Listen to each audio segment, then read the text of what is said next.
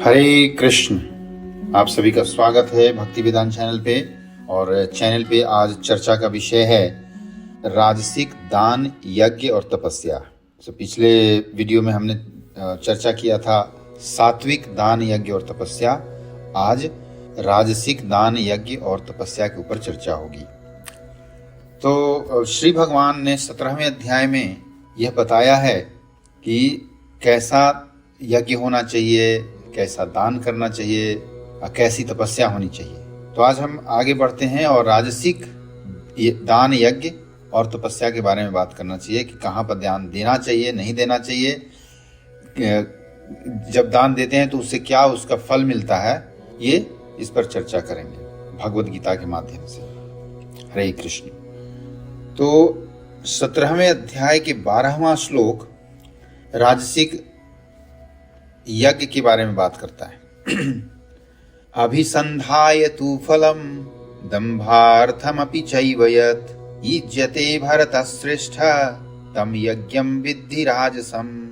अर्थात हे अर्जुन, हे भरत श्रेष्ठ, जो यज्ञ केवल भौतिक लाभ के लिए या गर्ववश किया जाता है उसे तुम राजसी जानो।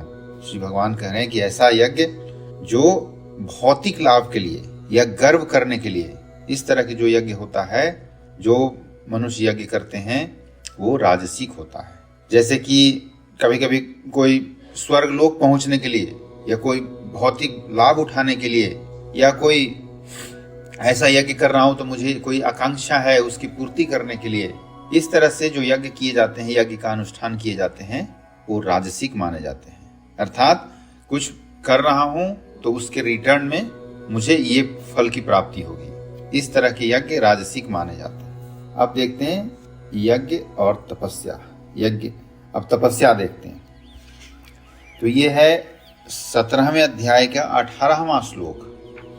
18वां श्लोक कहता है सत्कारमान पूजार्थम तपोदम्भेन चैव यत् क्रियते तदिह प्रोक्तम राजसम च बलध्रुवम्। अर्थात जो तपस्या दंभ पूर्वक तथा सम्मान, सत्कार एवं पूजा कराने के लिए संपन्न की जाती है वह राजसी यानी रजोगुणी कहलाती है। यह न तो अस्थायी होती है और न शाश्वत। श्री भगवान कह रहे हैं कि दंभ पूर्वक सम्मान, सत्कार इत्यादि पाने के लिए जो तपस्या किया जाता है वह रजोगुणी कहलाता है। वह स्थायी नहीं होता, वह शाश्वत नहीं है। क्योंकि कभी कभी तपस्या इसलिए की जाती है कि लोग आकर्षित हों। पूजा तपस्या कर रहे हैं तो लोग आकर्षित होंगे और मुझे मान सम्मान देंगे, मेरी पूजा होगी। लेकिन यह रजोगुणी कहलाता है। और रजोगुणी लोग अपने अधीनस्थों से पूजा करवाते हैं, उनके आसपास के लोग जो होते हैं ना, उनसे पूजा करवाते हैं अपने, और उनसे चरण धुलवाकर धन चढ़वाते हैं। अपने लोगों से चरण धुलवाकर धन चढ़वाते हैं, यानी उनको चढ़ावा में धन मिलेगा, मान सम्मान मिलेगा। और ये तपस्या के बहाने ऐसे आर्टिफिशियल जो आयोजन करते हैं वो राजसी माने जाते हैं। इनके फल जो है क्षणिक होते हैं, वे कुछ समय तक रहते हैं, वे स्थायी नहीं होते, शाश्वत नहीं है। इसलिए इस तरह की जो तपस्या है वो राजसी, रजोगुणी कहलाता है। अब देखते हैं दान। तो रजोगुणी दान क्या है? यह है श्लोक 17वें अध्याय का 21वां श्लोक। 21वां श्लोक कहता है यत्युपकारार्थम